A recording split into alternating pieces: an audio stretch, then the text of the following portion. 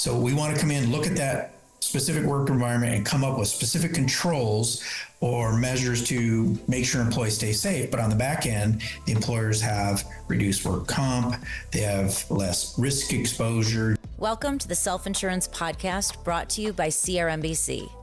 Every week, we're interviewing industry experts, restaurant operators, and brokers to talk about the world of workers' comp self-insurance in California.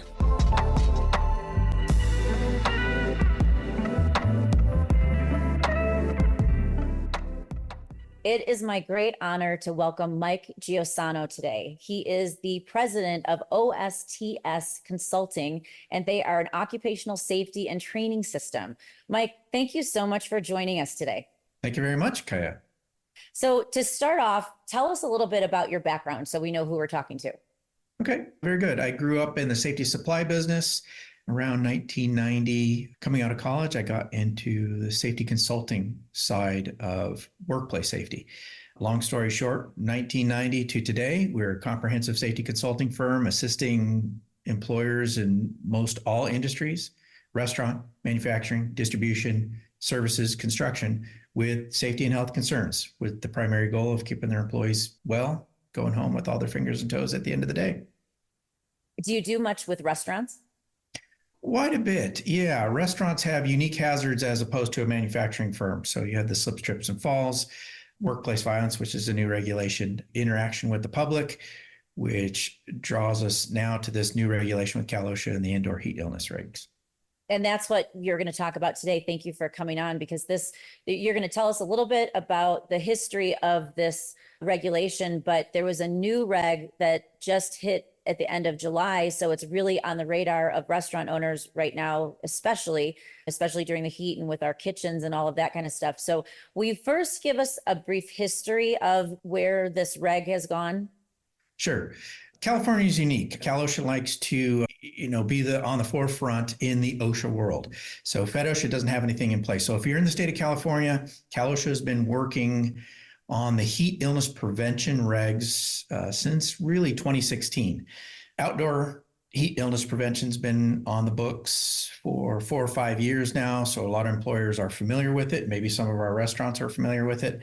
But just this year, end of July, Office of Administrative Law approved CalOSHA's version that we see now of indoor heat illness prevention for those employees working under a roof with 4 walls. And tell us the big picture of what this regulation requires. Okay, so it's very unique. If we're working outdoor in direct sunlight, makes sense. It gets hot, we're sweating a lot, we lose a lot of fluids, and we start experiencing heat illness concerns.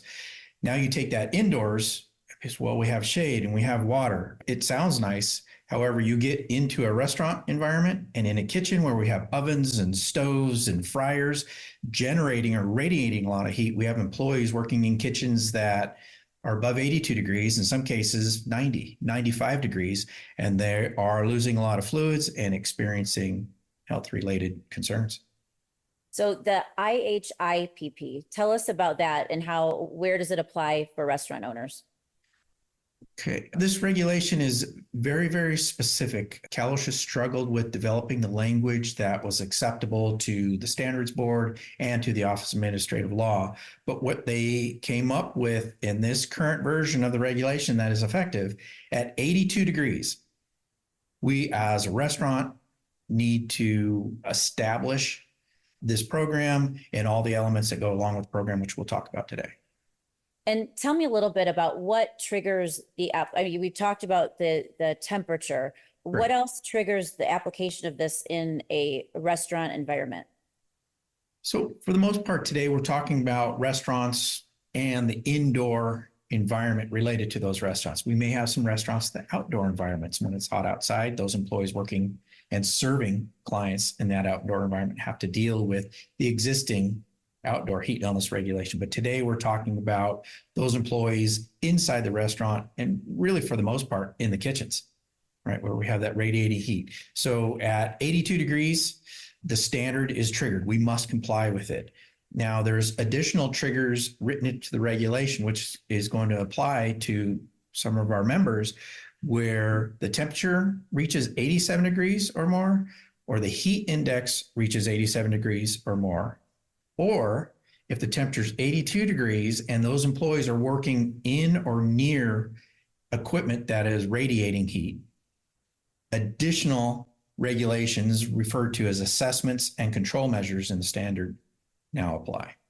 So tell us, let's get more in the weeds about the specific requirements of what the restaurant owner needs to do. If restaurant owner determines that, yes, we have an indoor environment that exceeds 82 or we're meeting this 87 degree trigger, we need to look at the standard. And just like most all other OSHA regulations, we need to evaluate the hazard. We need to objectively determine what the hazard is. Is it 82 degrees? Is it 85 degrees? Is it 95 degrees? What is that hazard? Document that, and then develop program and policy that talks to those specific hazardous environments. And that policy is also going to talk to the control measures on how we're going to protect our employees, in this case, from heat illness exposure. So we talk about assessments and controls. What specifically would be a good assessment and control program?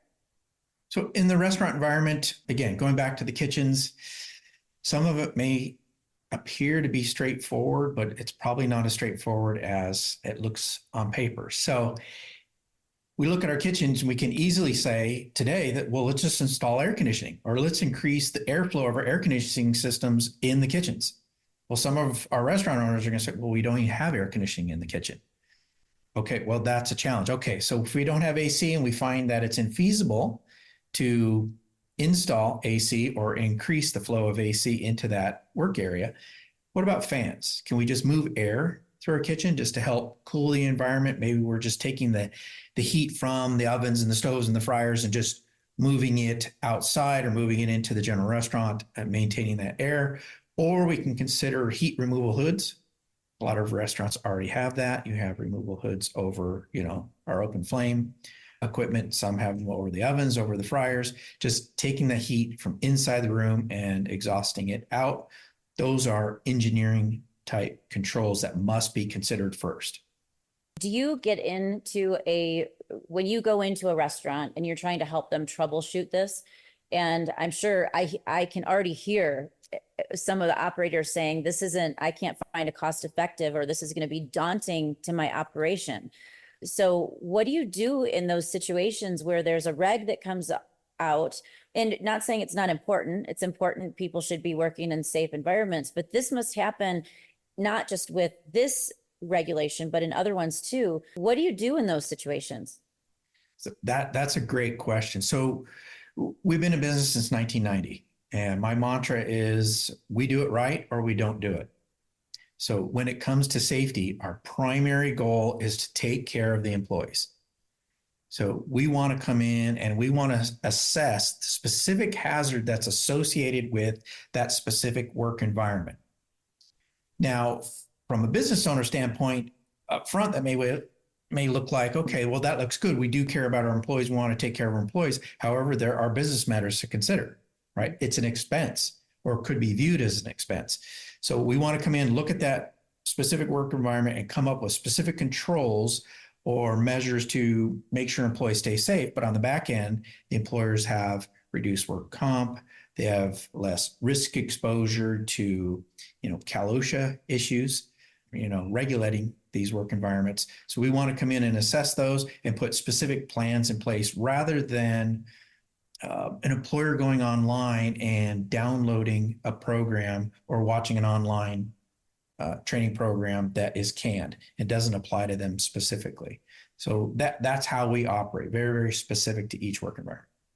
So speaking of which, what are the employee training requirements for the indoor heat regulation?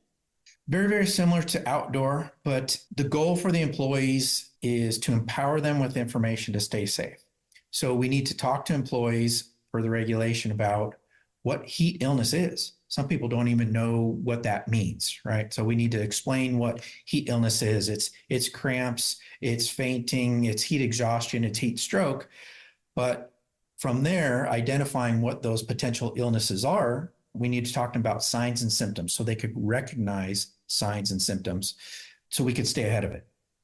If we're getting warm or we're feeling a little dizzy, well, let's just take 5 minutes. Let's get some water, cool down, and get back to work, and everything will be fine because our bodies are very well adapted to controlling things like that.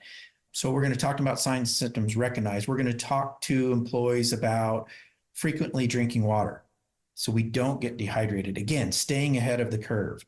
We need to talk to employees about rest breaks, that if they feel like they're getting overheated, that they do have the opportunity to take a break, to cool down. Again, staying on top, staying ahead. Also included in training are all the employee-related elements that we need to discuss, but we need to talk to supervisors so supervisors are well aware of what their responsibility is as an employee applies to their employee safety, making sure they are drinking, encouraging employees to drink water, encouraging employees to stay in the rest break until their symptoms fully subside before they go back to work. So there are many elements that are required, but those are the hot topics. And there's a lot of natural consequences of not complying with this, which is having injured workers, increased workers' comp claims, things like that.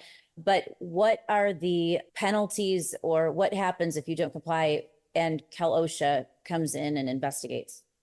So great question. Mostly what I do in my career these days is defend employers from CalOSHA citations. So how an investigation works: CalOSHA inspector shows up to an operation via employee complaint, an employee injury or illness. Could be a referral, could be a programmed inspection, but they show up and they have protocol to follow, introduce themselves, but then start checking their boxes on their checklists of, can I see your IPP? Can I see your indoor heat illness prevention program? What about your emergency action plan? Do you have a need for a lockout tagout program? Do your employees wear respirators? So they're walking through their checklist of items that they need to ask for and review from a particular work environment. And then let's dial that into indoor heat illness specifically. They're going to ask to see the program. They're going to ask to see training records. What control measures have they put in place to, get that kitchen down below 82 or close to? And if we get it close to 82, but we can't get under, what did you do to help employees avoid any potential heat illness concerns? They ask for all those items. If the employer doesn't or cannot produce the requested items, then those could turn into citations potentially. If they're investigating and there's no injury or illness, you could say, okay, the program doesn't exist. It's a general violation. It could be a few $100 citation. If you don't have training records, no injury, it could be a few $100. However, if we have an illness, 911 is called, an employee is transported to ER, maybe he's admitted to the hospital for IV hydration, then we're talking about accident-related serious citations. Those all start at $18,000. They can go up to $25,000 in an accident situation. So 18 to 25. And then there are special categories. If an employer continues to have challenges with safety and health, those penalties could go through the roof. They can go up to $140,000 each if we have repeated. Yeah, so this is something that people really need to take seriously. And since it's new, there's a ton of support and documents that are being sent out. What other resources do you point people to understand this and understand the documents and reports that they need to do? Are there resources out there? Absolutely. We always like to point our clients to the CalOSHA's publications page, because as you said, they have a lot of free resources that our tax monies have paid for them to develop for us. So there's a model program. Employers can download a model indoor heat illness prevention program. There's a lot of red text in there where the employer just completes the specifics in that program and fill in the blanks, so to speak, where all that red text is asking for site-specific information. Please don't download the program and just print it out and put it in a binder. That's not compliant. You have to interact with that program. But fundamentally, where the rubber meets the road in safety in general, and especially as it relates back to mitigating or eliminating injury and illnesses and mitigating and eliminating potential CalOSHA citations, is employee training. That's where empower the employees with information so they know how to keep themselves safe. And we have no issues. It's fundamentally simple. Yeah. Mike, thank you so much for talking about this really timely topic, and your contact info is up there. So that's great. So if people want to reach out to you directly, but we're off also, CRMBC is also offering those resources, and we hope to work with you a lot in the future, and really appreciate your time today. Thank you. Okay, thank you very much for having me on today, and I appreciate the time. Thanks.